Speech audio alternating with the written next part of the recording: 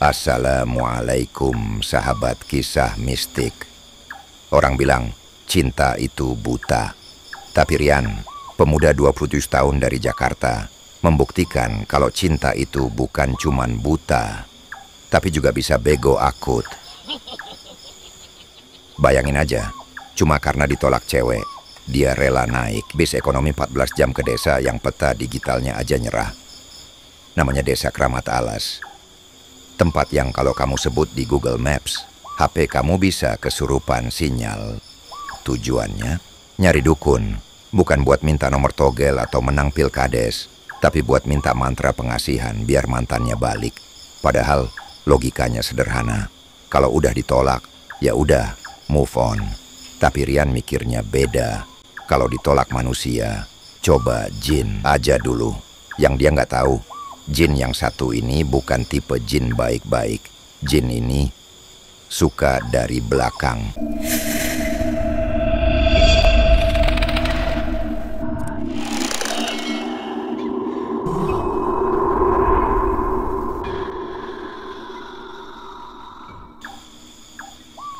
Di balik pepohonan rimbun Desa Kramat Alas, suara burung hantu bersahutan seperti mengabarkan kabar duka. Udara sore terasa pengap meski matahari masih menyala.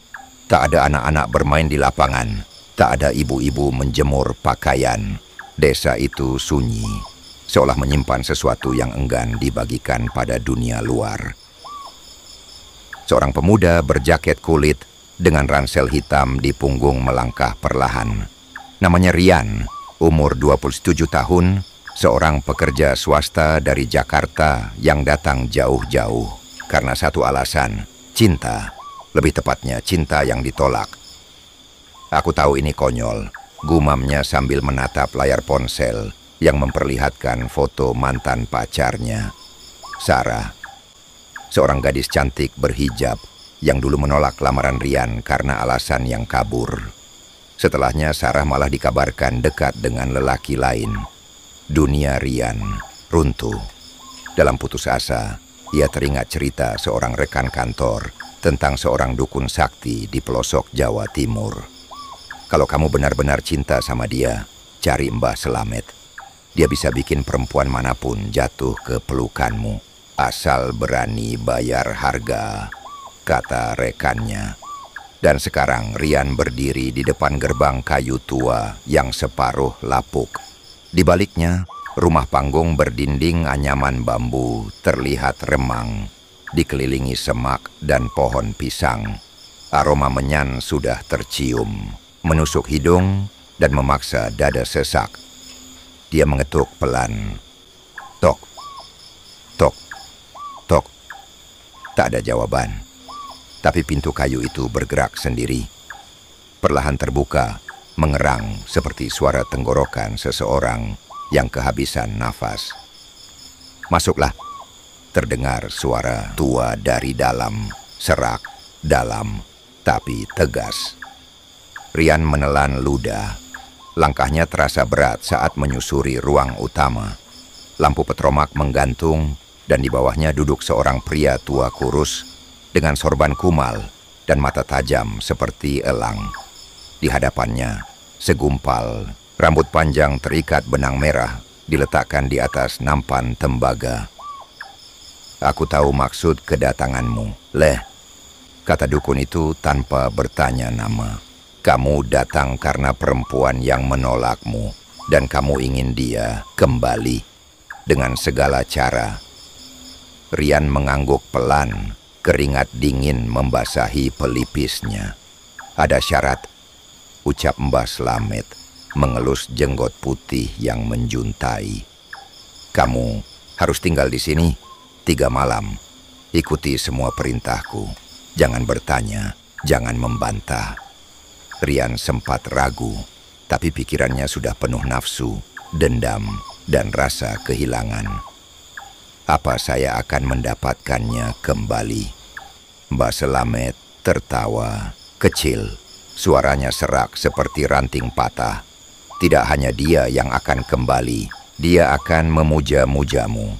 Tubuh dan jiwanya akan jadi milikmu. sampai ajal memisahkan. Di luar, angin mendesir.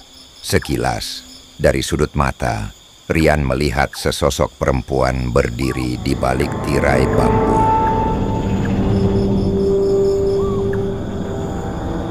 Rambut panjang menjuntai, tubuh putih, pucat, dan senyum manis.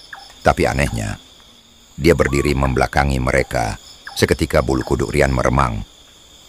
Malam pertama ritual dimulai tepat pukul 12 malam. Rian diminta berendam di kolam kecil di belakang rumah dengan air bercampur bunga melati, kenanga, dan darah ayam hitam yang baru disembelih. Di sekeliling kolam, lilin-lilin menyala membentuk lingkaran. Mbah Selamet membacakan mantra dalam bahasa Jawa kuno, lalu melempar rambut perempuan ke dalam air. Rian mulai menggigil. Kepalanya terasa berat, matanya mengantuk, hingga akhirnya tertidur di tengah ritual. Dan malam itu, mimpi pertama datang. Ia melihat dirinya berada di kamar putih dengan ranjang besar. Di atas ranjang, perempuan berambut panjang duduk membelakanginya, mengenakan kain tipis tembus pandang. Suaranya lembut, memanggil pelan, "Mas Rian." Rian berjalan mendekat, terpikat oleh kecantikan dan keharuman tubuh perempuan itu. Tapi saat perempuan itu menoleh, separuh wajahnya bolong. Belatung menggeliat keluar dari lubang punggung yang menganga. Rian terbangun sambil berteriak.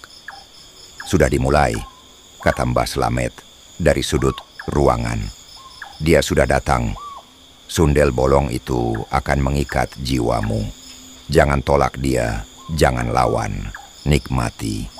Itu bagian dari tumbal syahwat." Keesokan harinya tubuh Rian terasa lemas, tapi pikirannya kabur, seakan-akan masih berada di dalam mimpi.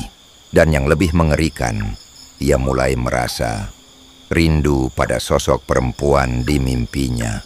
Meski wajahnya rusak, tubuhnya terasa sangat nyata dan nikmat. Tanpa sadar, Rian mulai kecanduan. Ia tak tahu bahwa setiap malam, sedikit demi sedikit, jiwanya dicuri. Dan dosa demi dosa mulai menghitamkan hatinya. Dari luar, terdengar suara azan maghrib menggema dari surau kecil. Tapi rumah Mbah Selamet tetap gelap. Tak ada yang sholat di sana. Tak ada yang berzikir. Hanya bisikan jin-jin cabul yang berbisik di sela angin malam. Malam kedua datang dengan langit kelabu dan angin berbisik aneh.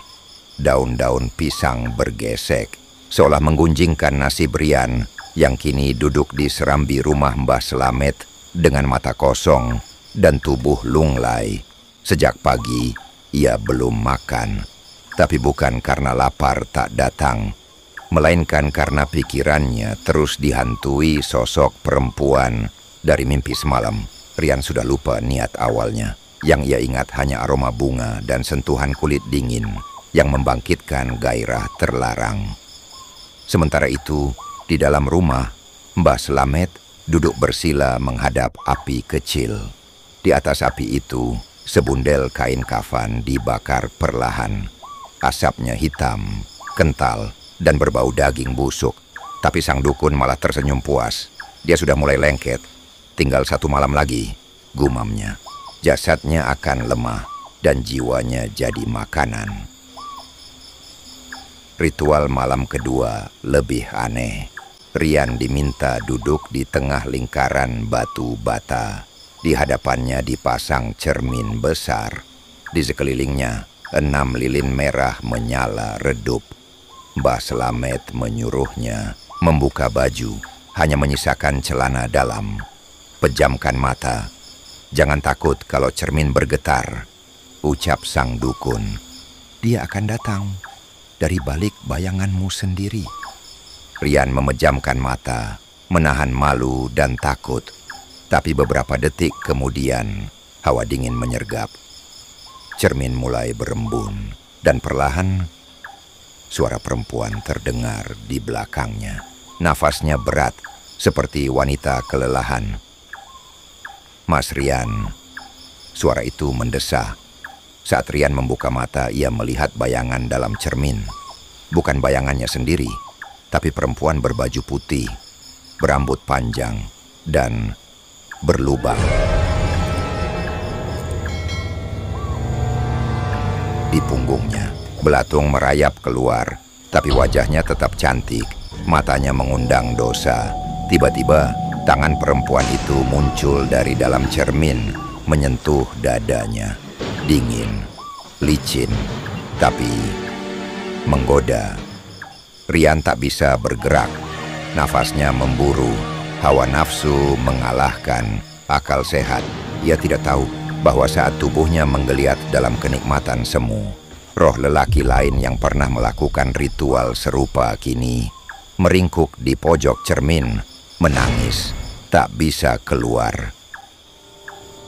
Pagi yang kelam, Rian terbangun di kamarnya, tapi tubuhnya seperti habis berlari maraton.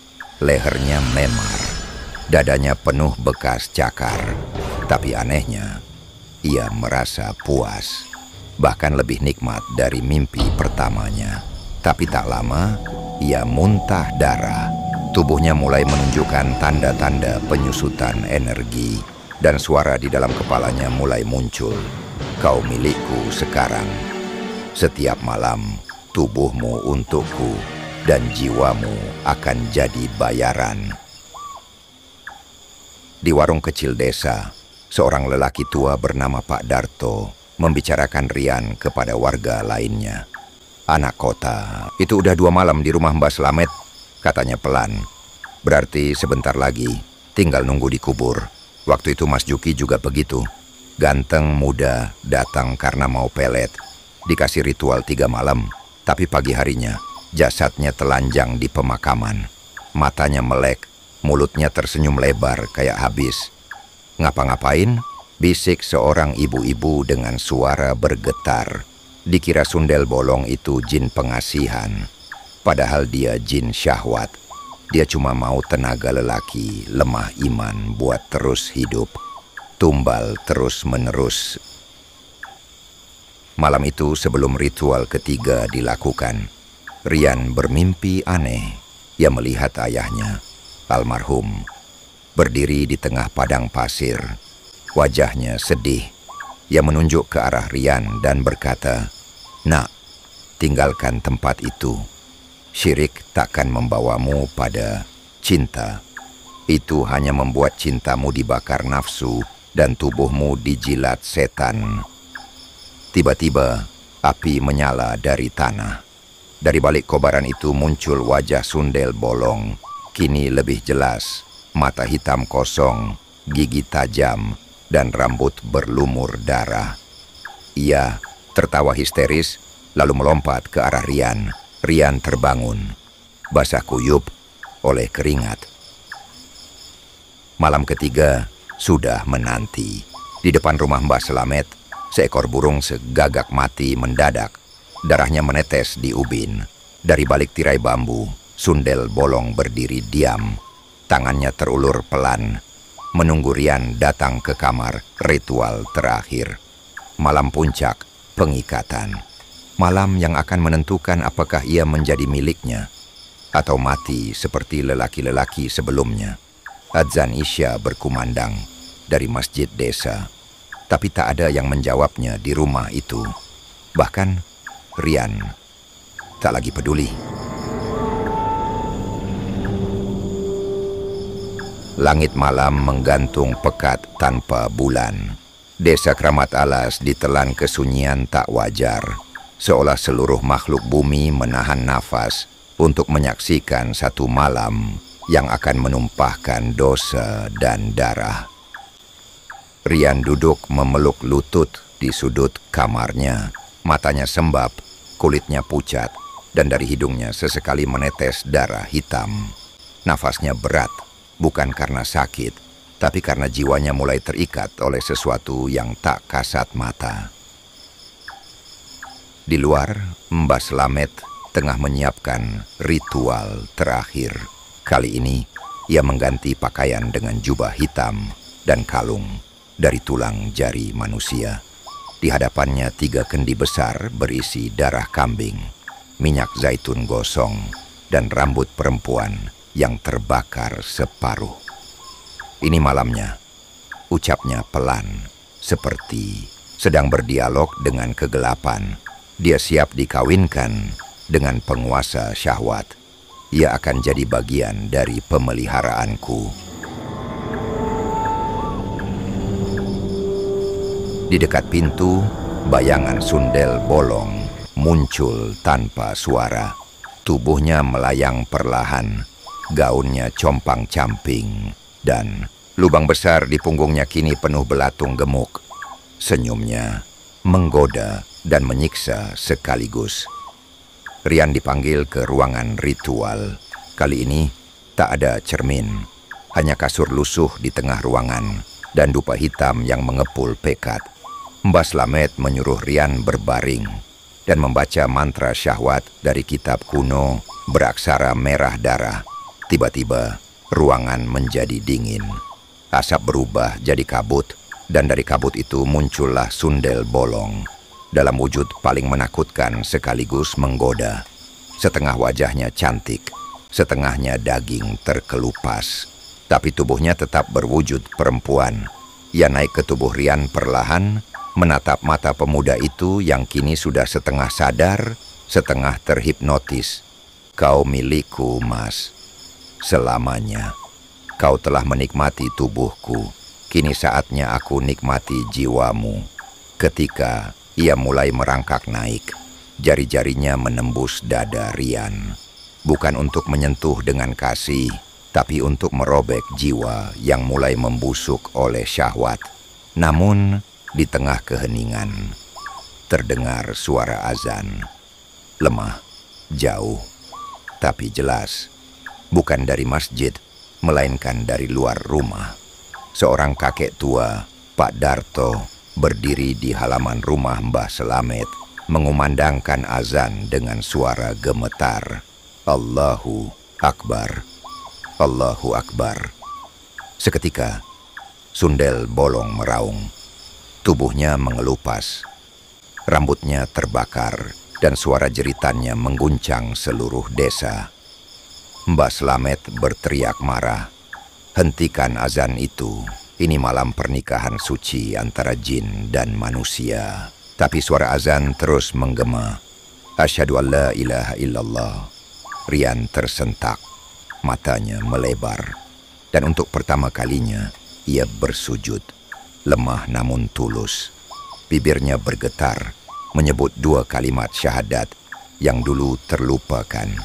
La ilaha illallah. Muhammadur Rasulullah. Tiba-tiba petir menyambar. Rumah Mbah Slamet terbakar dari dalam. Dinding bambu hancur. Api menjilat langit. Dari kobaran itu terdengar jeritan Mbah Slamet. Terbakar bersama kitab syirik yang selama ini ia pelihara. Sementara itu, tubuh Sundel Bolong meledak menjadi kabut hitam yang lenyap ditiup azan. Jiwa-jiwa para lelaki yang dulu dikurung dalam cermin dilepaskan, berteriak bahagia sebelum lenyap ke alam lain. Rian pingsan di tengah kobaran api, tapi tubuhnya tak terbakar. Ia terbaring dalam keadaan sujud dengan sisa air mata yang mengalir di pipinya.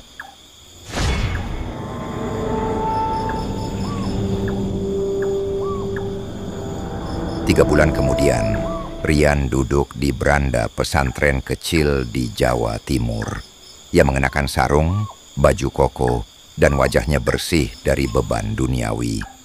Sejak kejadian itu, ia memutuskan berhijrah. Tak lagi mencari cinta dengan cara batil, tak lagi percaya pada dukun dan jin. Ia sadar, cinta sejati hanya datang dari Allah, bukan dari tubuh Sundel Bolong yang bolong di punggung dan bolong pula akidahnya. Setiap malam Jumat, Ia membaca Yasin dan berdoa agar arwah lelaki-lelaki yang jadi korban Mbah Selamet diampuni. Ia tahu dirinya selamat karena diberi kesempatan kedua, dan di malam-malam tertentu angin masih berhembus aneh melewati pepohonan desa Kramat Alas. Tapi Rian tak lagi gentar, sebab kini ia tahu bahwa jin penggoda syahwat paling takut bukan pada manusia, gagah atau kaya raya, melainkan pada satu hal yang tak bisa dibeli, iman.